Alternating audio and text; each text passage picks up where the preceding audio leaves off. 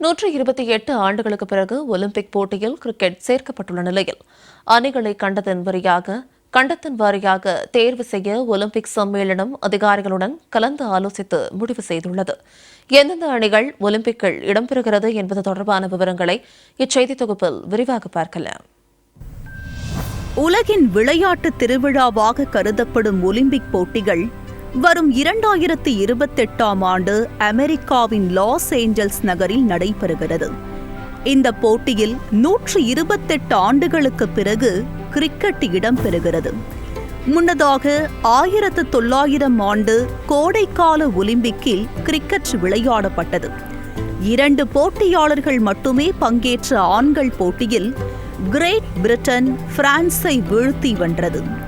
உலகில் அதிகளவு மக்களால் விரும்பப்படும் 2வது விளையாட்டாக கருதப்படும் கிரிக்கெட்டை அமெரிக்கா மற்றும் ஐரோப்பிய நாடுகள் மத்தியில் பிரபலப்படுத்தும் விதமாக வரும் 2028ஆம் ஆண்டு ஒலிம்பிக் போட்டியில் சேர்த்துள்ளனர்.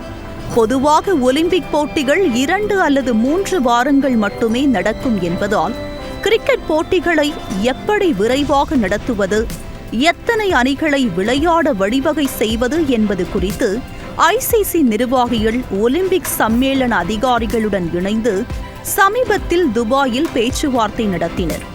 அதில் ஆடவர் மற்றும் மகளிர் என 2 பிரிவையும் சேர்த்து 12 அணிகளை பங்கேற்க முடிவு செய்யப்பட்டிருப்பதாக தெரிகிறது.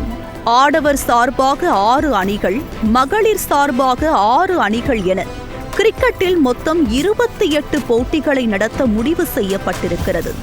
இந்த 6 அணிகளை எவ்வாறு தேர்வு செய்வது என்பது குறித்து ஆலோசனை நடத்தப்பட்டது.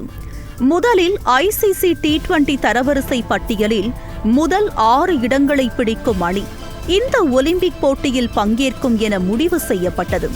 ஆனால் தற்போது இந்த முடிவு கைவிடப்பட்டு அதற்கு மாறாக ஒவ்வொரு கண்டத்திலும் சிறந்த அணியை ஒலிம்பிக் போட்டியில் பங்கேற்க வழிவகை செய்யலாம் என முடிவெடுக்கப்பட்டது.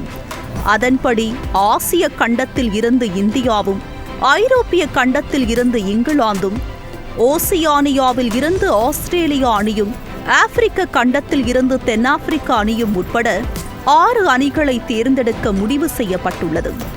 இந்த 6 அணிகளில் அமெரிக்கா போட்டியை நடத்தும் நாடு என்ற அடிப்படையில் நேரடியாக தகுதி பெறும் என தெரிகிறது.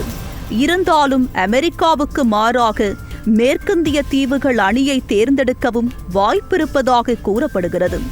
இதன்படி பார்த்தால் பாகிஸ்தான் அணி ஒலிம்பிக்கில் இடம்பெறுவது சந்தேகம் என கூறப்படுகிறது. எது எப்படியோ ஆசிய கண்டம் சார்பாக ஒலிம்பிக்கில் இந்தியா இடம்பெறும் என்பதால் ரசிகர்கள் மிகுந்த உற்சாகத்துடன் உள்ளனர்.